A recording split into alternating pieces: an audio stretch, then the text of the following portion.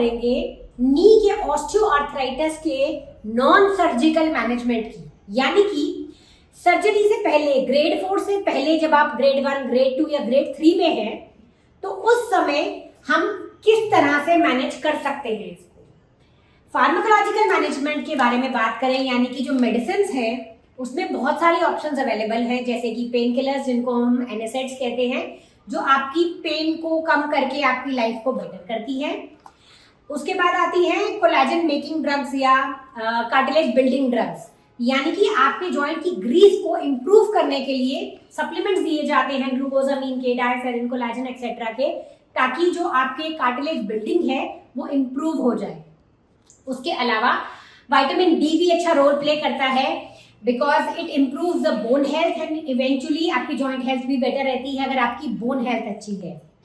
Also जो आपके orthopaedician है, they can opt for intra articular injections, जैसे कि कॉर्टिकोस्टेरॉइड्स के इंजेक्शंस, और आजकल काफी टाइम से जॉइंट की ग्रीस के या हियालुरोनिक एसिड के इंजेक्शंस आए हुए हैं इन द मार्केट इंट्राआर्टिकुलर, वो आपके ऑर्थोपेडिशियन आपको इंजेक्ट कर सकते हैं फॉर इम्प्रूव्ड और प्रोलॉन्ग। अब हम आते हैं role of weight in conservative management of knee osteoarthritis. अब आपका जो वेट है, अगर आप ओबीज हैं तो उसका क्या इम्पैक्ट होता है आपके घुटनों पे, उसकी जॉइंट हेल्थ पे, और आपकी क्या इम्प्लीकेशंस रहते हैं और आपको कैसे आप उस पे काम कर सकते हैं। सबसे पहले अकॉर्डिंग टू रिसर्च, अगर आप 1 पाउंड वेट लॉस करते हैं तो आपके जॉइंट्स को 4 पाउंड तक ऑफलोड कर देता है। तो इसलिए अगर आप बीएमआई से ऊपर लिमिट में हैं, ओबेसिटी में हैं, टाइप 1, ग्रेड 2, ग्रेड 3 में, तो आपको अपने वेट लॉस में सबसे पहले काम करना है। वेट लॉस लाने के लिए मोस्टली मेरे पास पेशेंट्स की कॉमन प्रॉब्लम होती है कि अब हम वॉक नहीं कर पा रहे क्योंकि पेन है, तो वेट लॉस कैसे करें। सो इसका एक सिंपल सोल्यूशन होता है। वेट लॉस सबसे ज्यादा जो आता है वो एक low fat low carb diet से आता है, जो आपके डाइटिशियन आपको बना के देंगे, हाई प्रोटीन डाइट या जो भी आपकी थेरेप्यूटिक रिक्वायरमेंट्स के हिसाब से होती है। वेट लॉस का सबसे मेजर रोल प्ले डाइट में होता है, तो आप एक अच्छे डाइटिशियन को कंसल्ट करें for getting a weight loss diet. Secondarily अब आता है आप कार्डियो वर्कआउट कैसे करें। अब चल पा रहे, वॉक कर नहीं पा रहे, तो वेट लॉस कैसे आएगा अगर हम वॉक नहीं कर पाएंगे। तो उसके लिए non weight bearing cardio exercises होती हैं, जैसे कि स्विमिंग और साइकिलिंग। यानी कि अब इसका क्या मतलब है, non weight bearing cardio workout. जब हम चलते हैं, जब हम जॉग करते हैं, वॉक करते हैं, तो जो हमारी पूरी बॉडी का वेट होता है वो हमारे नीज पे, एंकल पे और हिप पे आता है। बट बहुत सारी ऐसे कार्डियो वर्कआउट होते हैं जिनके अंदर आपकी जॉइंट्स लोड नहीं होते हैं, जैसे कि स्विमिंग और साइकिलिंग। जब आप साइकिल पे बैठते हैं तो आपकी पूरी बॉडी का वेट उसकी चेयर लेती है और आपके जॉइंट्स पे लोड कम होता है, which is a of loader exercise. Similarly जब आप स्विमिंग करते हैं तो बॉयंसी एक्ट करती है और आपकी जो जॉइंट्स की लोडिंग है वो कम हो जाती है। तो आप इन 2 विकल्पों को चूज करके अपने वेट लॉस के लिए अपने वेट लॉस पे काम कर सकते हैं। नेक्स्ट हम बात करेंगे role of exercises in maintaining joint health. सबसे पहले आता है लो इम्पैक्ट एरोबिक एक्सरसाइजेस। जब आपको ग्रेड 1 या ग्रेड 2 ऑफ ऑस्टियोआर्थराइटिस पे आप स्टार्ट है, तो आप उस टाइम पर अगर आप low impact cardio workout start करते हैं या रेगुलरली करते रहते हैं, तो आपकी ना केवल जॉइंट हेल्थ इंप्रूव होती है, बट ऑल्सो आपकी कार्डियक इंड्योरेंस इंप्रूव होती है, आपकी मसल स्ट्रेंथ बिल्ड होती है। इन लॉन्ग रन आपकी जो ओवरऑल हेल्थ है अपार्ट फ्रॉम जॉइंट हेल्थ वो भी अच्छी रहती है। अब आते हैं लो इम्पैक्ट कार्डियो वर्कआउट्स में क्या क्या इंक्लूड होता है, जिसके अंदर आप वॉक कर सकते हैं, ब्रिस्क या slow whatever pace works for you.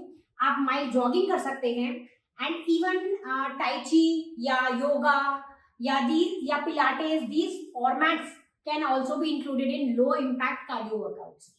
अब जो लो इम्पैक्ट कार्डियो वर्कआउट्स का रोल क्या होता है, जो हमारा कार्टिलेज होता है, अगर आप उसको रेगुलर बेसिस पे लोड करते रहते हैं तो उसके अंदर जो ग्रीजिंग है, जो उसका रीबिल्डिंग है, वो अच्छे से रहता है और बनता रहता है।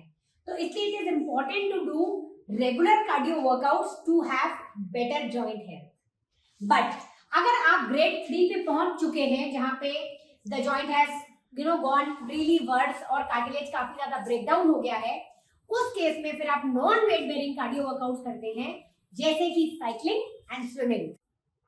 अब हम बात करेंगे स्ट्रेंथनिंग एक्सरसाइजेस की। तो जब हम स्ट्रेंथनिंग एक्सरसाइजेस की बात करते हैं, ना केवल आपको नी की स्पेसिफिक मसल ग्रुप की स्ट्रेंथनिंग एक्सरसाइजेस करनी है, जैसे कि क्वाड्रिसेप्स मसल की, हैम्स की, काफ की और शिन की, बट ऑल्सो हम यहाँ पे कोर स्ट्रेंथनिंग के बारे में भी बात करेंगे, क्योंकि एक टाइम बाद जब आपका ग्रेड ऑफ ओए वर्सन होता है तो पेशेंट्स एक बैडल गेट में आते हैं, और उसमें अगर आपकी कोर स्ट्रेंथ अच्छी नहीं है तो आपके नी के साथ साथ आपके बैक पेन में भी बढ़ावा हो सकता है, बढ़ सकता है। इसलिए ना केवल आप नी की स्पेसिफिक स्ट्रेंथनिंग एक्सरसाइजेस करेंगे, but also you will strengthen that core.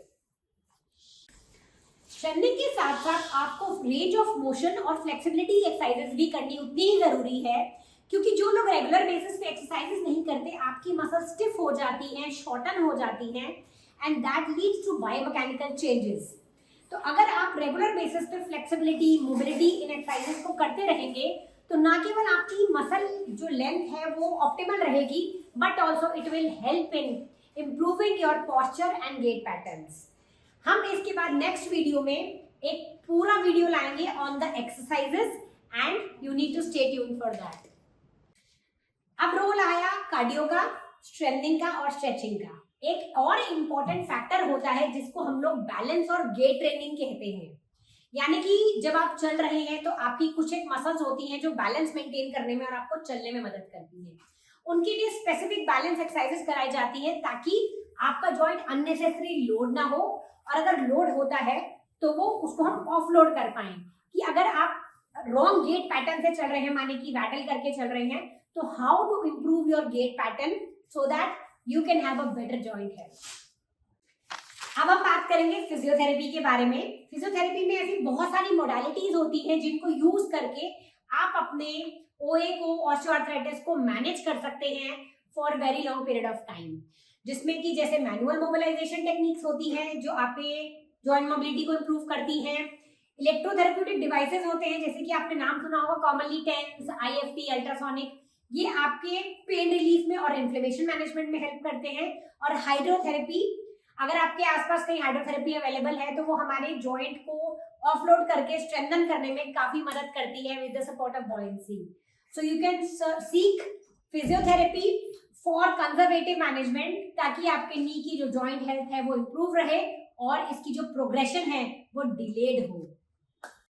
अब हम बात करेंगे असिस्टिव डिवाइसेस के बारे में, जैसे कि knee braces, foot insoles and walking aids. अब सबसे पहले आता है नी ब्रेस पे। एक अच्छा, अगर आपका ग्रेड 2 से ग्रेड 3 में प्रोग्रेशन हो गया हुआ है तो एक अच्छा हिंज ब्रेस आप यूज करें to support the joint. Usually मेरे को बहुत सारी क्वेरीज आती हैं, लोग नी स्लीव्स पहनते हैं जो इलास्टिकेटेड स्लीव्स होती हैं, and they ask me whether they are good or not. No, they are not good. Go for one proper hinge brace, और या एक ऑफ लोडर ब्रेसेस आते हैं, आप वो ले सकते हैं, ताकि आपके जॉइंट के मीडियल कंपार्टमेंट को जो कंप्रेस हो रही है, लैटरल कंपार्टमेंट अगर जो नैरो डाउन हो रहा है उसको ऑफ लोड किया जा सके। तो go for proper knee brace. Number 2, insoles. आपके कंपार्टमेंट जो नी का इन्वॉल्व है उसके अकॉर्डिंगली आप अपने फिजियो से बात करिए, वो आपको इंसोल देंगे जिनके अंदर मीडियल या लैटरल वेजेस दिए जा सकते हैं, ताकि आपके कंपार्टमेंट को ऑफलोड किया जा सके और आपकी जॉइंट हेल्थ को इम्प्रूव करके जॉइंट जो लाइफ है उसको बढ़ाया जा सके। लास्ट इज वॉकिंग एड्स, जहां पे हम बात करेंगे केन्स, जैसे कि क्वाड्रुपॉड स्टिक्स आती हैं, वॉकर्स आते हैं। ये बहुत लोगों के अंदर टैबू होता है कि अब हम स्टिक लेके चलेंगे, अब हम वॉकर लेके चलेंगे, बट नहीं। अगर आप केन्स और स्टिक्स का यूज करते हैं तो आप अपने जॉइंट्स को ऑफलोड करते हैं, and they can really come handy to redistribute the load. Last but not the least, patient should have information about how your lifestyle changes can actually protect your joint। जैसे कि अगर आप repetitive movements, बहुत सारे लोग stairs repetitively चढ़ते हैं और अप हिल वॉक करते हैं, ट्रैकिंग होती है, these activities can actually worsen your knee health। तो आपको अगर ग्रेड 2 ग्रेड 3 OA हो गया हुआ है तो आप रेपिटेटिव मूवमेंट्स जो पेन को बार बार फैसिलिटेट करती हैं उनको ना करें, उसके अलावा कुशन फुटवेयर पहने, क्योंकि जब भी हम चलते हैं हम एक वेट ग्राउंड पे रखते हैं and that is distributed to the joints, आपके एंकल पे, हिप पे, नी पे।